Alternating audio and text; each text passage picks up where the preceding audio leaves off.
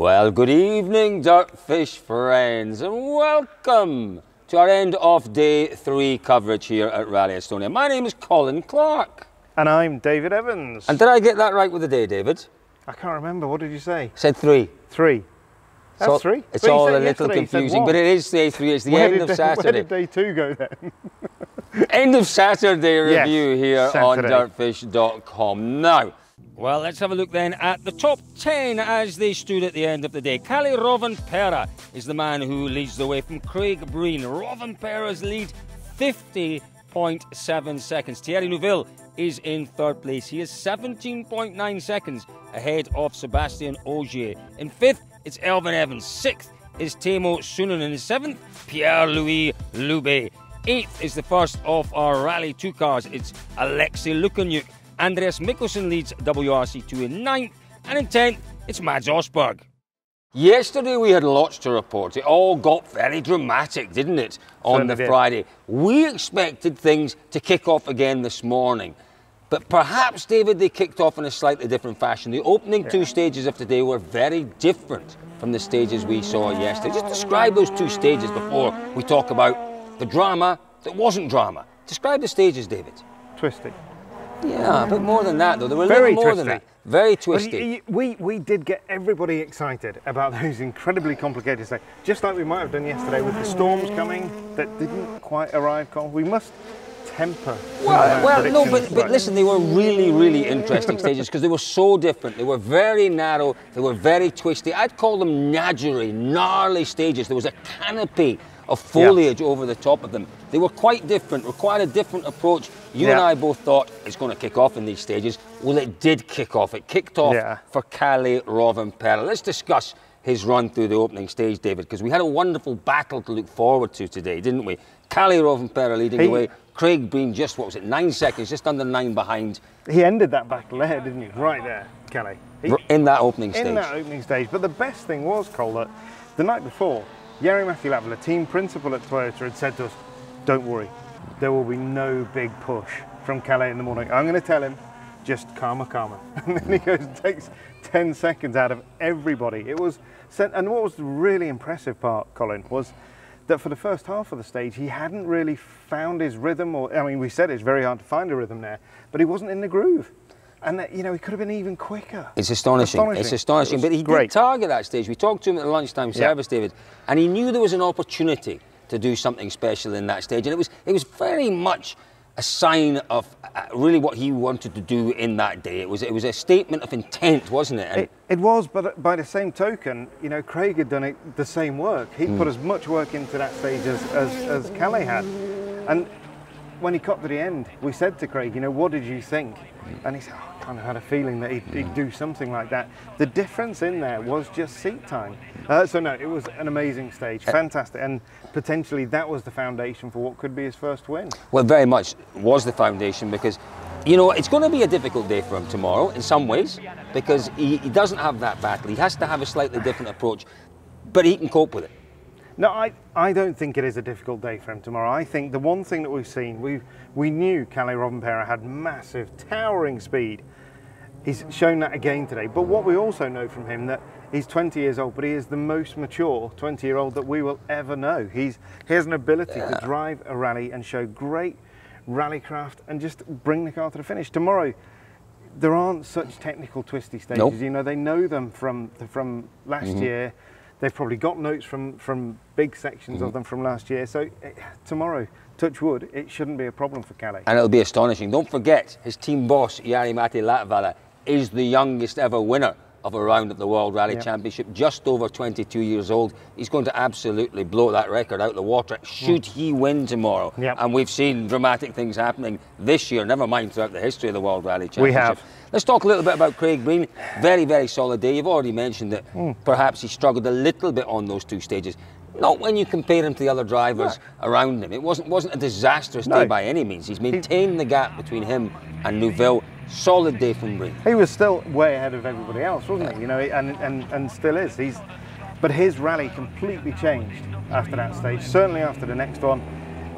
I said to Andrea Adamo, team principal, did you call him? And he said, no, you know, we don't have to. He knows himself. Craig knows that it would be silly to give pursuit to such a large gap. You know, when you're approaching 30 seconds, that's a big gap. Huge gap. And on these really quick stages, you're simply not going to make that time up on pace alone, are you, over the second half of the event? So, no, Craig knows what he's got to do now. And again, hopefully he'll do it and repeat that tremendous result from last year. Doing a tremendous job for the team, that is for sure. Now, if we go beyond the battle for the lead, we've also enjoyed today a tremendous battle for third place on the podium. Thierry Neuville pursued by Sébastien Ogier. We've seen a couple of times today Hyundai exploiting the opportunity that they have with Ott Tanak in terms of manipulating road position. They used it this morning, they used it on the last proper stage this evening to kind of give, well, Neuville a cleaner road, if you like. Do you think Neuville needed that little bit of help? Always. It's always going to. If it's there, you take it, right? Of course it is, yeah. And you would be, as a team boss, you would be naive not to use it. Naive is maybe not the word. Well, you'd just be stupid not to use it. Yeah. Really, you would, because there's nothing in the regulations that prohibits it. Yeah. And you know that if you put that car in front of him, you are going to give a grip advantage to Thierry that you take away from Sébastien. And this evening, you know, there's a 6-minute gap that's on that dusty stage, and he gave him the clean road. They moved, obviously, Tanak out of the way. Great, you know, great strategy from Hyundai. And if any of the teams have got a problem with it, lobby the FIA. And change the rules. Yeah. And that's always been the history of motorsport, you know. You win and lose in motorsport by understanding the rules. There's grey areas, and if you can make the grey areas work for you, great, and you make them work for you until someone defines the rule. Yeah. And when it's defined, you look for other grey areas. In every, you know, we watch a lot of rugby, Colin. You push the rules. You push. You work. You look at a referee, and before the match, you understand what he's going to tolerate, and you take every aspect of your game as close to being illegal as you can. You get away with as much as you can. Don't like the word illegal, but yeah, I get what he's saying. I get what he's saying. I get what he's saying. What about, we're just looking at our top drivers here. We'll move on to our support category shortly. What about Elfyn Evans? He's just not managed to really find. But you know, I think he said to us yesterday that he wasn't quite feeling comfortable. I think when Elvin's dropped back, it's difficult for him because he doesn't have that kind of brain out mentality and just go flat out. He knows he can't risk everything in the championship. It would be an awful result, wouldn't it, to have another DNF or something like that. And also, in the second half of this event, the second half of today, we've seen some real ruts coming. And to get on top of the car, find confidence in those conditions, it's incredibly difficult when the car's moving around so much. What I have to say though, you know, Thierry Neuville knows he has to finish in front of Ogier and Elfyn Evans. Elfyn knows that really he has to be finishing in front of Ogier. Neuville is doing the job. Is it going to be enough? Well, we'll wait and see tomorrow, because I can see Hyundai swapping Breen and Neuville around tomorrow. But let's just wait and see what happens there. Now, you're very keen, David, to talk to us about the support categories. There is one person that we must talk about. Go ahead. Ott Tanak. What a day today. You know, I've made some notes today for once so that I don't forget stuff. Quickest on 7 of 9 stages. Oh, come on. No, Colin, there's a point to make here. There's a point to make here. He could have got in the car and he could have driven slowly all day. What's the point of that? What's the point of that? He's coming through stages that could be used next year, so he's I get why he's done it. Absolute go at it, and he's entertained people. No, I think fair play to Ott Tanak for coming back out and entertaining. I agree with you, but I don't think we can read too much into the 7-stage wins. You know, he had nothing to lose in those stages. And I guess the others were battling. The others were. And actually, when Calais and Breeny had sorted themselves out. There was. But equally, like you said, there was still a battle for third. There was that battle for third.